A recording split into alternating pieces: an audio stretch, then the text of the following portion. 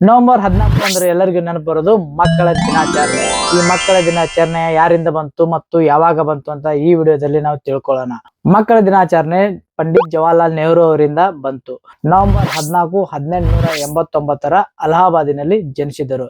ಇವರ ತಂದೆಯ ಹೆಸರು ಮೋತಿಲಾಲ್ ನೆಹರು ಹಾಗೂ ಇವರ ತಾಯಿಯ ಹೆಸರು ಸ್ವರೂಪ ರಾಣಿ ಮತ್ತು 1916 ಇವರು ಕಮಲಾ ಕೌಲ್ ಅವರನ್ನು ವಿವಾಹವಾದರು. ಇವರು ಸ್ವತಂತ್ರ ಭಾರತದ ಮೊದಲ ಪ್ರಧಾನಮಂತ್ರಿಯಾಗಿದ್ದು 1947 1964 ಅಂದರೆ ಇವರ ಮರಣದ ಸಮಯದವರೆಗೆ ಭಾರತದ ಸ್ವತಂತ್ರ ಹೋರಾಟಗಾರರಲ್ಲಿ ನೆಹರು ಸಹ ಒಬ್ಬರಾಗಿದ್ದರು.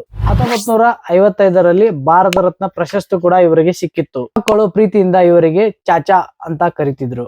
ನೆಹರು ಅವರು ಮಕ್ಕಳಿಗೆ ತುಂಬಾ ಇಷ್ಟ ಪಡುತ್ತಿದ್ರು. ನೆಹರು ಅವರು ಯಾವಾಗಲೂ ಮಕ್ಕಳಿಗೆ ಟುಮಾರೋ ಇಸ್ ಯುವರ್ ಅಂತ ಹೇಳ್ತಾ ಇದ್ರು. ಇದರ ಅರ್ಥ ನಾಳೆ ನಿಮ್ಮದು ಅಂತ. ದೇಶದ ಮಕ್ಕಳಿಗೆ ಅಗತ್ಯವಿರುವ ಶಿಕ್ಷಣವನ್ನು ಪೂರೈಸುವ ಗುರಿ ಇವರದಾಗಿತ್ತು. ನೆಹರು ಅವರ ಸವಿ ನೆನಪಿಗಾಗಿ ಅವರ ಜನ್ಮದಿನವನ್ನು ಮಕ್ಕಳ ದಿನಾಚರಣೆ ಎಂದು ಆಚರಿಸಲಾಗುತ್ತದೆ. ಮಕ್ಕಳ ದಿನಾಚರಣೆದಂದು ಶೈಕ್ಷಣಿಕ ಮತ್ತು ಸಾಂಸ್ಕೃತಿಕ ಕಾರ್ಯಕ್ರಮಗಳನ್ನು ಏರ್ಪಡಿಸಲಾಗುತ್ತದೆ.